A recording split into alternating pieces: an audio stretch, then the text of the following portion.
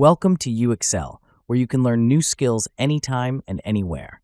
Visit uxl.com to explore our full course selection. This lesson is part of a larger course. Check the video description below for a link to the full course where you can enroll. If you enjoy our content, please like and subscribe. For your convenience, the course cover displayed on your screen provides the complete course title and lesson title. Let's proceed with the lesson. Lesson: Cultural Considerations in Training. When designing global learning and development programs, it is imperative to integrate cultural considerations to ensure the effectiveness and inclusivity of the training. The necessity for cultural awareness in training arises from the diverse nature of the global workforce, where employees come from various cultural backgrounds, each with its unique values, communication styles, and learning preferences. Ignoring these cultural differences can result in misunderstandings, reduced engagement, and ultimately the failure of the training program.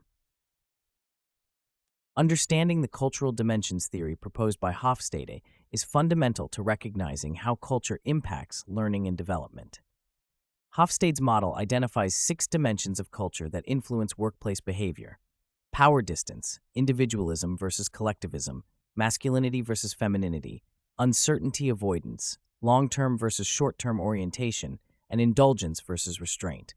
For instance, in high-power distance cultures, hierarchical structures are respected, and employees may expect clear instructions from their superiors.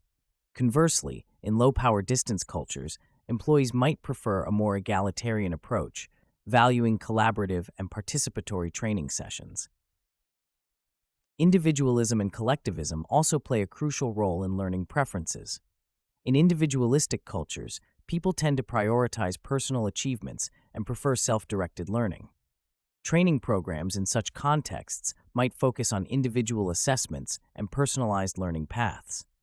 On the other hand, collectivist cultures emphasize group harmony and collective success, meaning that group activities, team-based projects, and collaborative learning methods might be more effective.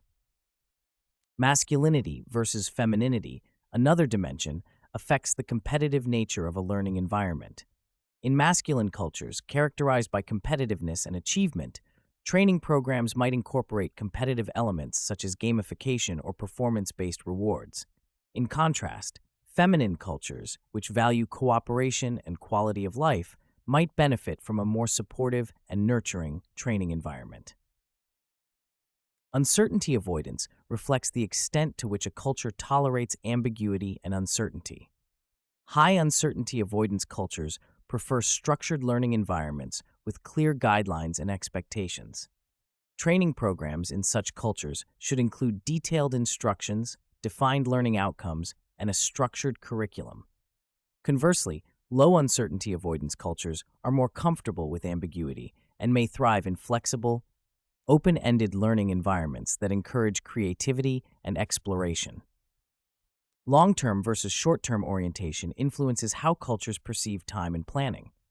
Long-term oriented cultures value persistence, perseverance, and long-term rewards, making them more receptive to training programs that emphasize future benefits and sustained learning. Short-term oriented cultures focus on immediate results and quick wins, requiring training programs to demonstrate immediate applicability and tangible benefits. Indulgence versus restraint pertains to the degree of freedom and control people have over their desires and impulses.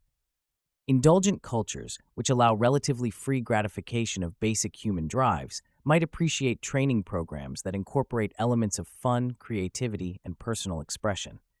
In contrast, restrained cultures prioritize strict social norms and control, necessitating training programs that align with societal expectations and emphasize discipline and self-control.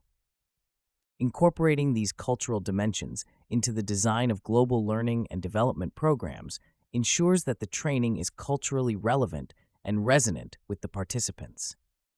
For example, a study by Taras, Kirkman, and Steele highlighted that culturally adapted training programs resulted in higher satisfaction, better knowledge retention, and improved performance compared to non-adapted programs. This finding underscores the importance of cultural customization in training design. Furthermore, communication styles vary significantly across cultures and can impact the delivery and reception of training. High-context cultures, such as those in East Asia, rely heavily on nonverbal cues, implicit messages, and the context of communication. Training in such cultures should be sensitive to these nuances, incorporating visual aids, storytelling, and indirect communication methods. Conversely, low-context cultures, such as those in North America, prefer explicit, direct communication. Training programs in these cultures should be clear, straightforward, and unambiguous. Language is another critical factor in cross-cultural training. Providing training materials in the local language and employing bilingual trainers can enhance comprehension and engagement. A report by the British Council revealed that language barriers are a significant challenge in global training programs, often leading to misunderstandings and reduced effectiveness. Hence, investing in translation services and language training can bridge this gap and improve the training outcomes. Cultural attitudes towards learning and education also vary. In some cultures, learning is seen as a lifelong process and is highly valued, while in others, it may be viewed more pragmatically, with an emphasis on acquiring specific skills for immediate application. For example, a study by Mariam and Mohammed found that adult learners in Malaysia, a collectivist culture, valued communal learning experiences and the application of knowledge for the benefit of the community. In contrast, learners in the United States, an individualistic culture, prioritized personal achievement and career advancement. Understanding these attitudes can help tailor the content and delivery of training programs to align with cultural expectations. Moreover, the role of the trainer and the trainer-participant relationship can differ across cultures. In some cultures, trainers are seen as authority figures and are expected to provide knowledge and guidance. In such contexts, the trainer's expertise and experience are highly respected, and participants may prefer a more lecture-based approach. In other cultures, trainers are viewed as facilitators who guide participants through the learning process. Here, a more interactive and participatory approach might be more effective. A study by Burrell, Gloat, and Wright emphasized the importance of understanding these dynamics, noting that mismatched trainer behaviors and participant expectations can hinder the learning process. To effectively design global learning and development programs, it is also essential to consider the logistical and technological aspects influenced by cultural factors. Access to technology, internet connectivity, and digital literacy levels can vary widely across regions. Training programs should be designed to accommodate these differences, ensuring that all participants have equal access to learning resources. For example, in regions with limited internet access, offline training materials or hybrid learning models that combine online and face-to-face sessions might be more suitable. Additionally, time zone differences can pose challenges in synchronous training sessions. Scheduling sessions at times that are convenient for participants from different parts of the world requires careful planning and flexibility. Asynchronous learning options, where participants can access training materials and complete activities at their own pace, can provide a practical solution to this challenge. In conclusion, designing global learning and development programs necessitates a deep understanding of cultural considerations to ensure their effectiveness and inclusivity. By integrating Hofstede's cultural dimensions, adapting communication styles, addressing language barriers, and considering cultural attitudes towards learning, trainers can create culturally relevant and resonant training experiences.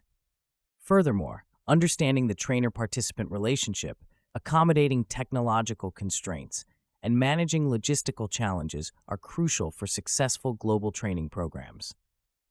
The integration of these cultural considerations not only enhances the learning experience, but also promotes a more inclusive and respectful global workplace. This concludes the lesson. We trust you found this video informative and engaging.